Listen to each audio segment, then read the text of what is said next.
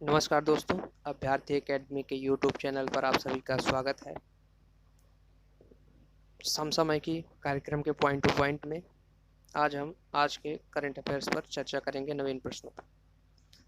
Video start करने से पूर्व आप सभी से मेरा अनुरोध है कि मेरे यूट्यूब चैनल को सब्सक्राइब करें एवं बेल आइकन को क्लिक करें, जिससे हमारे वीडियोज़ के अपडेट आप तक पहुँचें और आप हमारे वीडियोज़ को सबसे पहले देख पाएँ।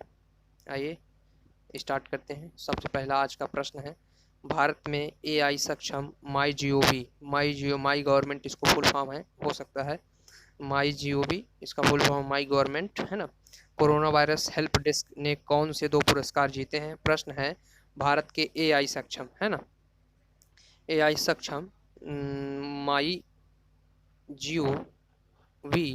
GOV corona virus help desk ने कौन से 2 पुरस्कार जीते? पहला पुरस्कार है पहला पुरस्कार best innovation for covid society है ना, कोविड-19 बेस्ट इनोवेशन है ना फॉर कोविड-19 सोसाइटी पहला पुरस्कार, और दूसरा है पीपल्स चॉइस कोविड-19 ओवरऑल विनर। 2 पुरस्कार, best innovation for covid society and second award people's choice covid overall winner.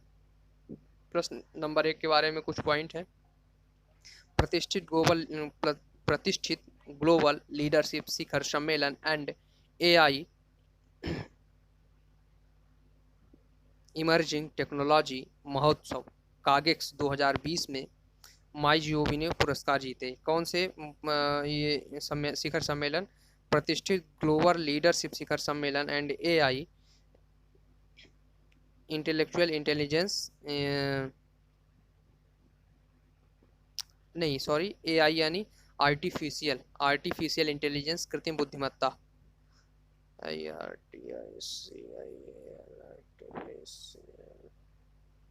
Artificial intelligence है ना, आर्टिफिशियल इंटेलिजेंस AI का फुल फॉर्म है। AI का full form artificial intelligence emerging technology महोत्सव कागेक्स 2020 में माई GOV ने पुरस्कार जीते हैं। यह सम्मेलन प्रतिवर्ष यूनाइटेड किंगडम लंदन में आयोजित होता है ना, कहाँ? यूनाइटेड किंगडम लंदन में आयोजित होता है। माई GOV अर्थात माई गवर्नमेंट दुनिया का सबसे बड़ा नागरिक जुड़ाव मंच है। कैसा जुड़ाव मंच है? चुनाव नहीं, यहाँ पे होगा जुड़ाव मंच, नागरिक जुड़ाव मंच है जो सरकार और जनता के बीच 2 तरफा संचार की सुविधा प्रदान करता है। क्या है? जो सरकार माई GOV दुनिया का सबसे बड़ा नागरिक चुनाव मंच है जो सरकार और जनता के बीच 2 तरफा संचार की सुविधा प्रदान करता है। इसके बाद प्रश्न नंबर 2 है, 1 जुलाई 2020 को कौन सा दिवस मनाया जाता है? क्या है?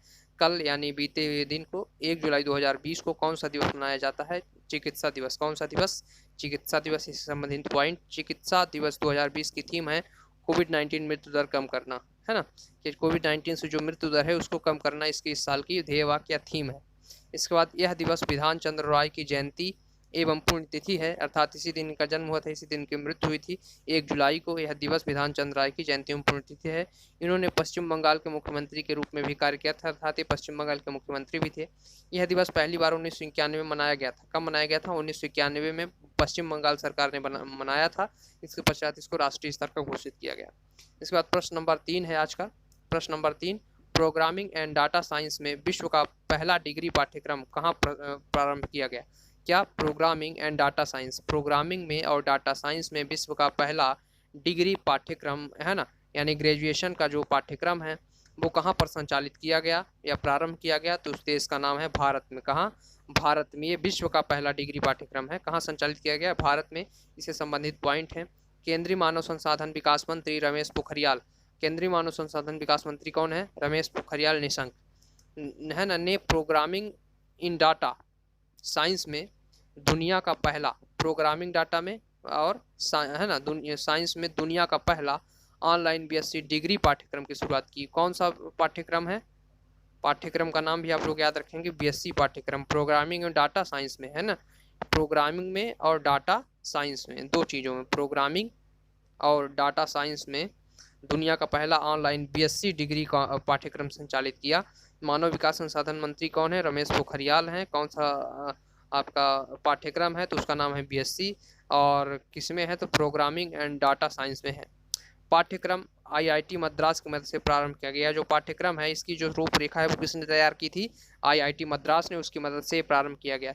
जिन छात्रों ने कक्षा 10वीं स्तर पर अपने विषय के रूप में जिन छात्रों ने 10वीं स्तर पर अपने विषय के रूप में अंग्रेजी और गणित के साथ 12वीं कक्षा उत्तीर्ण की है और किसी भी परिसर में यूजी पाठ्यक्रम में अध्ययन कर रहे हैं तो इस पाठ्यक्रम को आगे बढ़ा सकते हैं। इसके बाद प्रश्न नंबर 4, एशिया की पहली कंटिन्यूअस गैल्वेनाइज्ड रेवार उत्पादन सुविधा किस देश में स्थापित की गई? क्या है? एशिया की पहली कंटिन्यूअस गैल्वेनाइज्ड रेवार उत्पादन सुविधा किस देश में स्थापित की गई? उसका नाम है भारत। किस देश में? भारत में। ये कहाँ पे है? मंडी गोविंदगढ़ पंजाब में। किस राज्य में है? पंजाब में है। किस देश में है? भारत में है। इसकी क्या विशेषता है? यह एशिया की पहली कंटिन्यूअस गैल्वेनाइज्ड रेवार उत्पादन है ना, इसी संबंधित पॉइंट है। यह सुविधा इंटरनेशनल जिंक एसोसिएशन के सहयोग से माधव के आरजी समूह ने शुरू किया। किसने शुरू किया है? माधव के आरजी समूह ने। इसका सहयोगी कौन है? International zinc association. यह सुविधा निर्माण उद्योग को कलई चढ़ी हुई रेवार आपूर्ति की बहुप्रतीक्षित आवश्यकता की पूर्ति करने में मदद करेगी, है ना। फिर इसके बाद प्रश्न नंबर 5 है, भारत के किस शहर में दुनिया की सबसे बड़ी प्लाज्मा थेरेपी प्रोजेक्ट प्लेटिना की शुरुआत की गई? प्लाज्मा थेरेपी है, इसकी प्रोजेक्ट है प्लेटिना नाम से, इसको प्रोजेक्ट के रूप में लॉन्च किया गया है। कहाँ शुरुआत की गई है? महाराष्ट्र में। कहाँ शुरुआत की गई? महाराष्ट्र। ये भारत दुनिया की सबसे बड़ी प्लाज्मा थेरेपी, दुनिया की सबसे बड़ी प्लाज्मा थेरेपी कहाँ पे है? महाराष्ट्र में, भारत। दुनिया की सबसे बड़ी प्लाज्मा थेरेपी है। इस प्रोजेक्ट का नाम है प्लेटिना। कहाँ शुरुआत की गई है? महाराष्ट्र। आगे इसमें संबंधित पॉइंट है, कन्वलसेंट प्लाज्मा थेरेपी सीपीटी या प्लाज्मा थेरेपी का उपयोग कोर या वायरस जैसी बीमारियों से लड़ने में सफलतम साबित हुआ है। क्या है? कन्वलसेंट प्लाज्मा थेरेपी यानी सीपीटी या प्लाज्मा थेरेपी का उपयोग कोर या वायरस जैसी बीमारियों से लड़ने में सफलतम साबित हुई है। प्लाज्मा थेरेपी को मेडिकल साइंस की भाषा में प्लाज्मा थेरेपी को मेडिकल साइंस की भाषा में क्या बोलते हैं? प्लाज्मा फेरेसिस कहा जाता है। इस थेरेपी में मानव रक्त के तरल पदार्थ या प्लाज्मा को रक्त कोशिका से अलग किया जाता है और यदि इसमें कोई अनहेल्थी टिश्यूज ऊतक मिलते हैं तो उसका इलाज समय रहते किया जाता है। प्लाज्मा थेरेपी क्या है?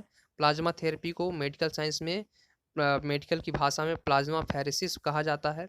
इस थेरेपी में मानव रक्त के तरल पदार्थ या प्लाज्मा को रक्त कोशिका से अलग किया जाता है, यानी रक्त में जो गाढ़ा पदार्थ होता है, प्लाज्मा होता है, उसको अलग करते हैं और उसकी जांच करने पर अगर उसमें अनहेल्थी यानी जो स्वास्थ्य को हानि पहुंचाते हैं ऐसे टिश्यू अर्थात ऊतक मिलते हैं तो उसका इलाज समय रहते किया जाता है। इसी प्रकार से कोरोना वायरस से संक्रमित व्यक्ति अगर लगता है शंका बस उसके प्लाज्मा थेरेपी की जाती है और अगर उसमें कोरोना वायरस के जो वायरस के टिश्यूज ऐसे मिलते हैं, अगर कोई सिम्टम्स मिलते हैं तो उसका इलाज किया जाता है।